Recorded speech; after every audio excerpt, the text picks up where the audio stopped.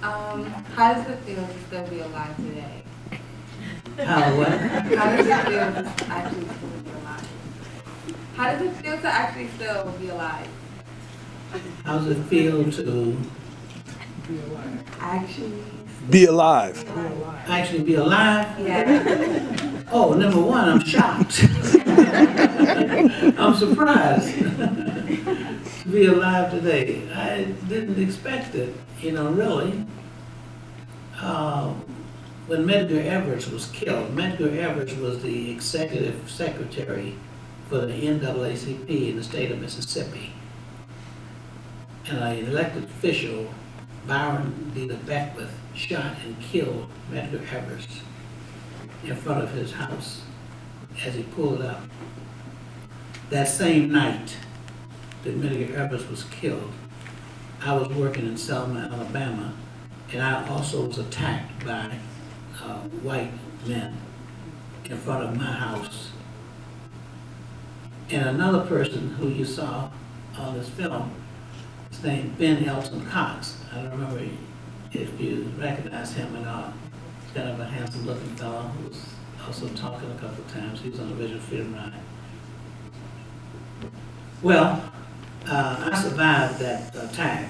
I won't go into details now, but what happened, the FBI came about 2 weeks after I was attacked and investigated the whole situation. You know what he told me? It's in my book, by the way. I gave the card, so my book will be out at the end of this month. It's called In Peace and Freedom, My Journey into Selma. You can go on Amazon now and get it a little bit cheaper, In Peace and Freedom. The FBI told me that there was a 3-state conspiracy, okay? They were supposed to have killed Ben Elton Cox in Louisiana, Medgar Evers in Mississippi, supposed to have killed me in Selma, Alabama. That same night. They couldn't find Ben Elton Cox because he was not where he was supposed to have been. I don't know where he was, okay? But they did try to kill me. So that was an assassination attempt on my life there.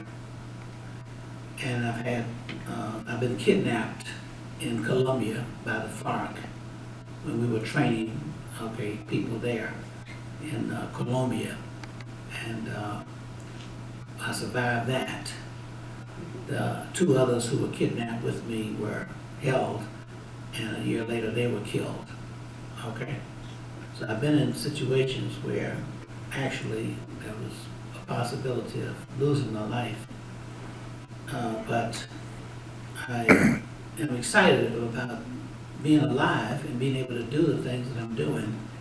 And I'm anxious to see what the young people now are going to do about these conditions and these problems. And that's why I like coming to college campuses, because I want to see what the next generation is going to do, because that's going to be the thing that makes all the difference.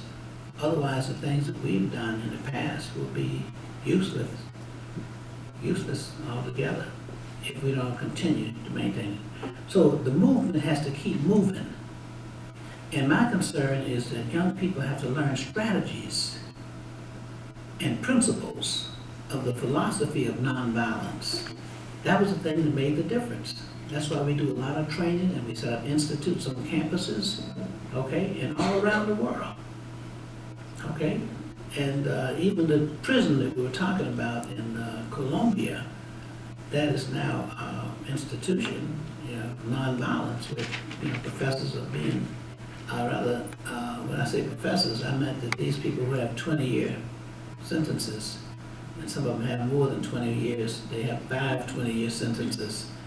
So they are tenured faculty, so far as I'm concerned. And we bring people from the schools to be trained by these inmates. They're very good at it. Google Alternatives to Violence Program, AVP, and you'll see they're in 50 countries around the world and 30 states in the U.S. That's a program I started at Green Haven, New York prison back in 1975. So I I'm excited about being alive, but I am also still working to make sure that the movement stays alive. I'm also the national chairman of the Southern Christian Leadership Conference. So we have to keep these organizations alive that also can make a contribution, help others. So, as one of the singers said, I feel good. Being alive. Next question?